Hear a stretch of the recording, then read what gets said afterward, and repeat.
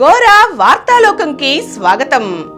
ఈనాటి ముఖ్యాంశాలు: మూడో దశలో 63.53% పోలింగ్. శాంతించిన భానుడు. అనూహ్య వర్షాలతో అతలాకుతలం. తొలి రోజు 90% హోమ్ ఓటింగ్ పూర్తి. మోదీ పాలనలో 22 మంది బిలియనీర్లు అయ్యారు. రాహుల్ గాంధీ. పుతిన్ 5వ ప్రమాణం. సునీత అంతరిక్షయానం వాయిదా. బెయిలిస్తే ఫైల్స్ పై సంతకాలు చేయవద్దు. రాజస్థాన్ పై ఢిల్లీ క్యాపిటల్స్ విజయం. నరాల బలహీనతను తగ్గించే ఆహారం, వ్యాయామం. హాయ్ ఫ్రెండ్స్, మనది ప్రజాస్వామిక దేశం. మన దేశాన్ని చక్కగా తీర్చిదిద్దుకోవాలి. అందుకు మన ఓటే ఆయుధం. అందుకోసం మీరందరూ మీ ఓటు హక్కును వినియోగించుకోండి. నేను వినియోగించుకుంటున్నాను, మీరు ఓటు వేయండి. మంచి అభ్యర్థిని ఎన్నుకోండి. మన దేశాన్ని భవ్యంగా తీర్చిదిద్దుకుందాం. ఈరోజు వార్తలను చూద్దాం. శాంతించిన భానుడు. అనూహ్య వర్షాలతో అతలాకుతలం. వాతావరణంలో ఒక్కసారిగా వచ్చిన అనూహ్య మార్పులు రాష్ట్రంలోని పలు ప్రాంతాలను ఉక్కిరిబిక్కిరి చేశాయి. ప్రధానంగా రాజమహేంద్రవరంతో పాటు విజయవాడలో భారీ వర్షాలతో జనజీవనం కాసేపు స్తంభించింది. మంగళవారం మధ్యాహ్నం గంటన్నర పాటు కురిసిన భారీ వర్షానికి ఈ నగరాలు అతలాకుతలమయ్యాయి. రాజమహేంద్రవరంలో 6 సెంటీమీటర్లకు పైగా వర్షపాతం నమోదైంది. వర్షపు నీటికి తోడు మురుగు ముంచెత్తడంతో లోతట్టు ప్రాంతాలు జలమయం అయ్యాయి. మురుగు, చెత్త వర్షం నీటితో కలిసి రోడ్డెక్కింది. ద్రోణి ప్రభావంతో రాష్ట్రంలోని తూర్పుగోదావరి, అంబేద్కర్ కోనసీమ, ఏలూరు, కృష్ణా, ఎన్టీఆర్, పల్నాడు, కాకినాడ, తిరుపతి తదితర ప్రాంతాలలో ఈదురుగాలులతో కూడిన వర్షాలు కురిశాయి. పిడుగుపాటుకు రాష్ట్రంలోని పలు ప్రాంతాలలో 6 మృత్యువాత పడ్డారు. నిన్నటి వరకు నిప్పుల కులిమిని తెలిపించిన వాతావరణం కాస్త చల్లబడ్డంతో ప్రజలు ఊరట చెందారు. మంగళవారం ఉదయం 8:30 గంటల నుంచి రాత్రి 7 వరకు తూర్పుగోదావరి జిల్లా వేమగిరిలో అత్యధికంగా 12.4 సెంటీమీటర్ల వర్షపాతం నమోదైంది. ఎన్టీఆర్ జిల్లా నందిగామలో ఈదురుగాలులతో భారీ వర్షం నమోదైంది.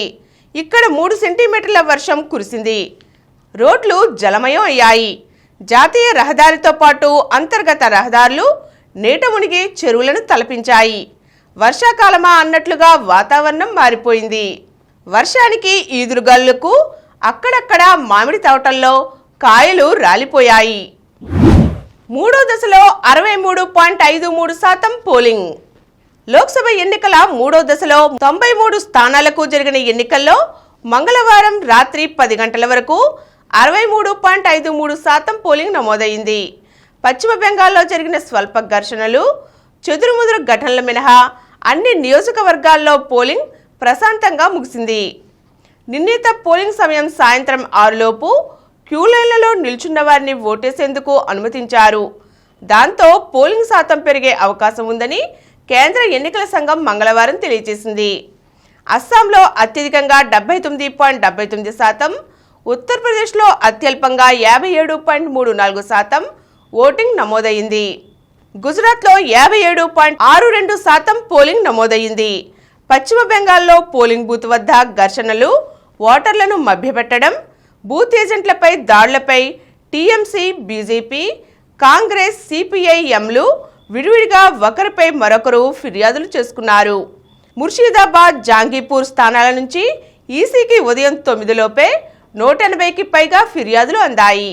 గుజరాత్లోని బనస్కాంత నియోజకవర్గంలో బీజేపీ కార్యకర్తలు, సిఆర్పీఎఫ్ జవాన్లలా వచ్చి పోలింగ్ బూత్ వద్ద ఓటర్లను మభ్యపెట్టారన్న ఉదంతంలో కలెక్టర్ దర్యాప్తునకు ఆదేశించారు. మోదీ పాలనలో 22 మంది బిలియనీర్లు అయ్యారు. రాహుల్ గాంధీ. నరేంద్ర మోదీ తన 10 ఏళ్ల పాలనలో 22 మందిని బిలియనీర్లను చేస్తే, విపక్షాల ఇండియా కూటమి అధికారంలోకి వస్తే దేశవ్యాప్తంగా కోట్లాది మందిని లక్షాధికారులుగా మారుస్తుందని కాంగ్రెస్ నేత రాహుల్ గాంధీ ప్రకటించారు. ఎన్నికల ప్రచారంలో భాగంగా జార్ఖండ్లోని చాయ్ బాసా, గుమ్లాల్లో చేపట్టిన ర్యాలీల్లో రాహుల్ ప్రసంగించారు. రాజ్యాంగ పరిరక్షణ పోరాటంలో తమ ప్రాణాలను త్యాగం చేసేందుకైనా విపక్షాల ఇండియా కూటమి నేతలు సిద్ధంగా ఉన్నారన్నారు. అదానీ, అంబానీ వంటి వారి కోసం పనిచేసే మోదీ గిరిజనుల అటవీ భూములను 14 నుండి 15 మంది పారిశ్రామికవేత్తలకు ఇవ్వాలనుకుంటున్నారు. 10 ఏళ్లలో ఆయన 22 మందిని కుబేరులుగా మార్చారు. గిరిజనులను చిన్న చితక పనులు చేసుకునేవారిగా బీజేపీ పరిగణించింది. మీ వాళ్ళు వైద్యులు, ఇంజనీర్లు, న్యాయవాదులుగా ఎదగాలని బీజేపీ కోరుకోలేదు. అడవుల్ని పారిశ్రామికవేత్తలకు ఇవ్వడమే బీజేపీ పనిగా పెట్టుకుంది. దేశంలో గిరిజనుల జనాభా 8%. కానీ కేంద్రంలో అత్యున్నత పదవుల్లో ఉన్న 90 మంది సీనియర్ ఐఏఎస్లలో కేవలం ఒక్కరే గిరిజనుడు. ఇప్పుడు ఆయనను కూడా అప్రాధాన్య పదవికి పరిమితం చేశారని రాహుల్ పేర్కొన్నారు. సునీత అంతరిక్ష యానం వాయిదా. భారతీయ మూలాలున్న అమెరికన్ వ్యోమగామి సునీత విలియమ్స్ అంతరిక్ష యానం సాంకేతిక సమస్యలతో చిట్టచివరిలో వాయిదా పడింది.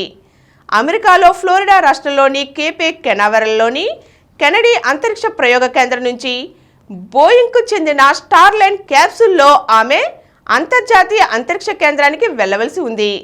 బోయింగ్కు ఇది తొలి మానవ సహిత అంతరిక్ష ప్రయోగం కావడం విశేషం. ఈ క్యాప్సూల్ను యునైటెడ్ లాంచ్ అలయన్స్ సంస్థకు చెందిన అట్లాస్ వి రాకెట్ మోసుకెళ్లనుంది. అయితే భారత స్థానిక కాలమానం ప్రకారం మంగళవారం ఉదయం రాకెట్కు కౌంటింగ్ మొదలుపెట్టగా సరిగ్గా 2 గంటల ముందు rocket upper stage oxygen pressure relief వాల్వ్లో సమస్య ఉత్పన్నమైంది. దీంతో కౌంట్డౌన్ను ఆపేశారు. అప్పటికే క్యాప్సూల్లోకి వెళ్లిన వ్యోమగాములు సునీత విలియమ్స్, బచ్ విల్మోర్లను మళ్లీ సురక్షితంగా బయటకు తీసుకువచ్చారు. బెయిల్ ఇస్తే ఫైళ్లపై సంతకాలు చేయవద్దు.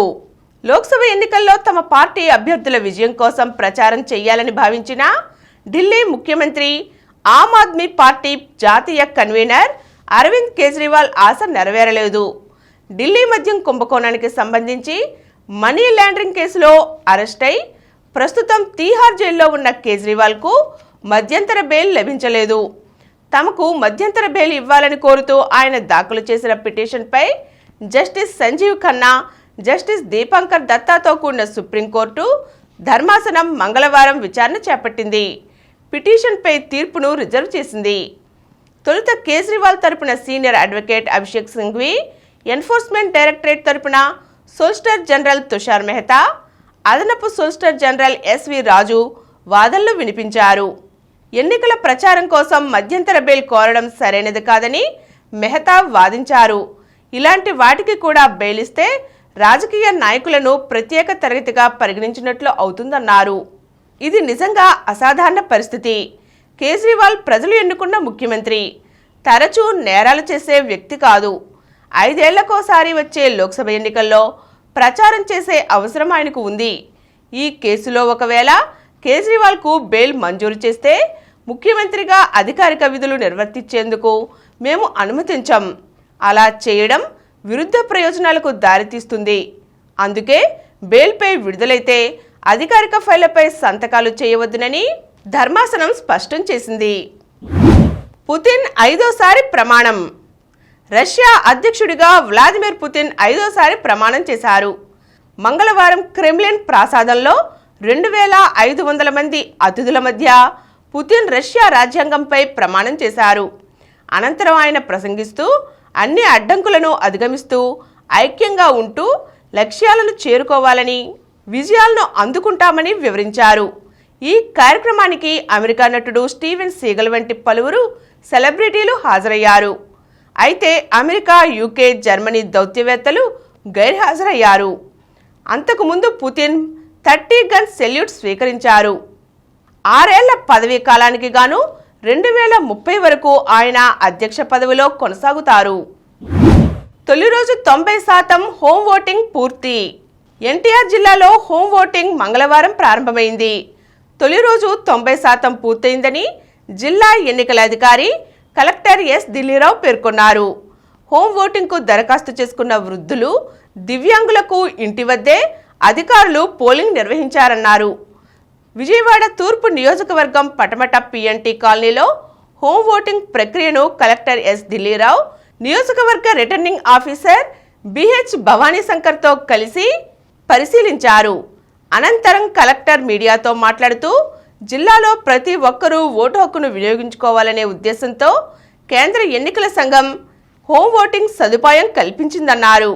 హోమ్ ఓటింగ్కు జిల్లాలో 1052 మంది దరఖాస్తు చేసుకున్నారని, వారిలో 651 మంది వృద్ధులు, 401 మంది దివ్యాంగులు ఉన్నారన్నారు. జిల్లా వ్యాప్తంగా 32 బృందాలు హోమ్ ఓటింగ్ ప్రక్రియను నిర్వహిస్తున్నాయని, తొలి రోజు 90% హోమ్ ఓటింగ్ ప్రక్రియ పూర్తయిందని, మిగిలిన 10% ఈ నెల 9వ తేదీన పూర్తి చేస్తామని తెలిపారు. రాజస్థాన్పై ఢిల్లీ క్యాపిటల్స్ విజయం.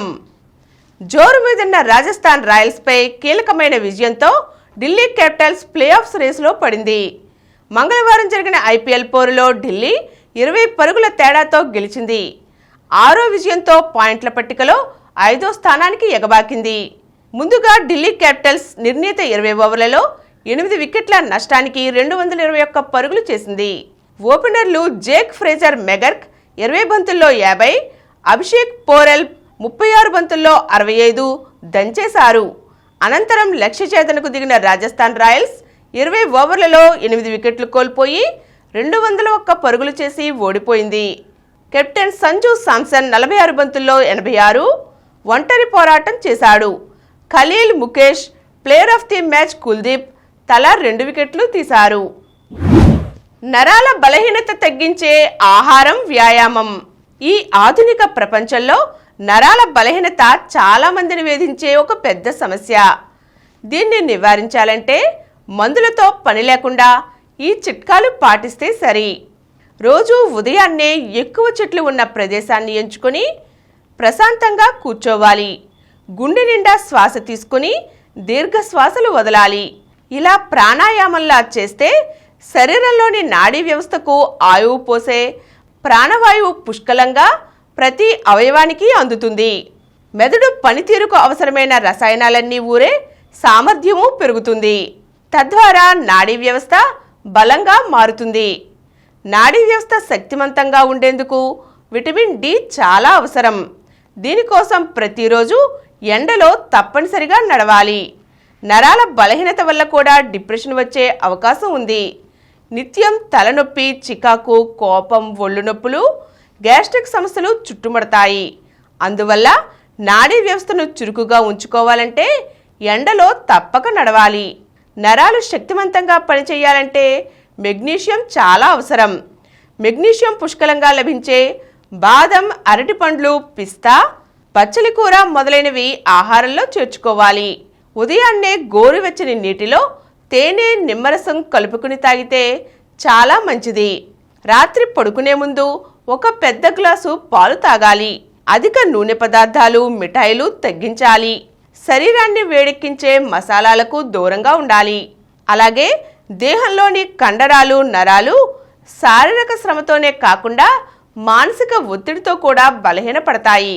అందుకే మంచి నూనెలతో మర్దన చేయించుకుంటే అది శరీర ఒత్తిడిని, మానసిక ఒత్తిడిని తగ్గిస్తుంది. ఇప్పుడు కొన్ని సంక్షిప్త వార్తలను చూద్దాం. 31 అసిస్టెంట్ ప్రొఫెసర్ పోస్టుల భర్తీకి నోటిఫికేషన్. రాష్ట్రంలో కొత్తగా ప్రారంభించనున్న 5 వైద్య కళాశాలల్లో 31 అసిస్టెంట్ ప్రొఫెసర్ పోస్టుల భర్తీకి ఏపీ మెడికల్ రిక్రూట్మెంట్ బోర్డు మంగళవారం నోటిఫికేషన్ జారీ చేసింది. ఈ నెల 17వ తేదీలోగా ఆన్లైన్లో దరఖాస్తు చేసుకోవాల్సి ఉంది. ఇంటర్ సప్లిమెంటరీకి తత్కాల్ అవకాశం. ఈ ఏడాది ఇంటర్మీడియట్ పరీక్షల్లో ఫెయిల్ అయిన విద్యార్థులకు అడ్వాన్స్ సప్లిమెంటరీ పరీక్షలు రాసేందుకు ఇంటర్ బోర్డు తత్కాల్ అవకాశం కల్పించింది. ఈ రోజు నుంచి ఈ నెల 10వ తేదీ వరకు 3000 ఫీజు చెల్లించి పరీక్షలకు హాజరు కావచ్చునని తెలియచేసింది. ఏపీకి 50 మంది వ్యయ పరిశీలకులు. ఆంధ్రప్రదేశ్ అసెంబ్లీ ఎన్నికల కోసం 50 మంది వ్యయ పరిశీలకులను నియమిస్తూ కేంద్ర ఎన్నికల సంఘం మంగళవారం ఉత్తర్వులు జారీ చేసింది. భారత బాక్సర్ల పసిడి పంచ్. ఆసియా అండర్-22 బాక్సింగ్ ఛాంపియన్షిప్లో భారత బాక్సర్లు 7 స్వర్ణ పతకాలు సాధించారు.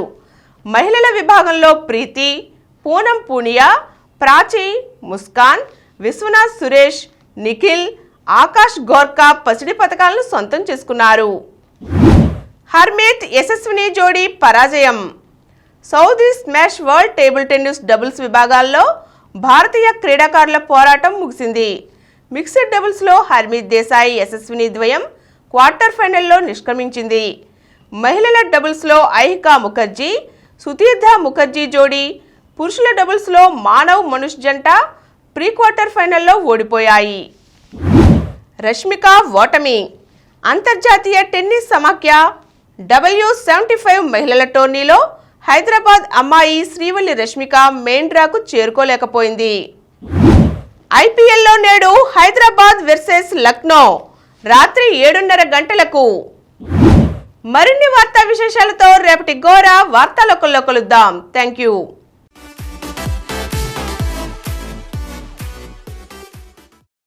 ప్రతిరోజు వార్తా విశేషాల కోసం అనతి కాలంలోనే 20 కోట్ల వ్యూస్ సాధించిన డాక్టర్ సమరం మల్టీ ఛానల్ నెట్వర్క్ సమర్పించు గోరా వార్తాలోకంకు సబ్స్క్రైబ్ చేయండి, లైక్ చేయండి, మీ ఫ్రెండ్స్కి షేర్ చేయండి. అలాగే ప్రక్కనున్న గంట సింబల్ని ప్రెస్ చేయడం మర్చిపోకండి. Please download Samaram multi-channel app and watch your favorite channels from your mobile. App available on Google Play Store and subscribe to the channels.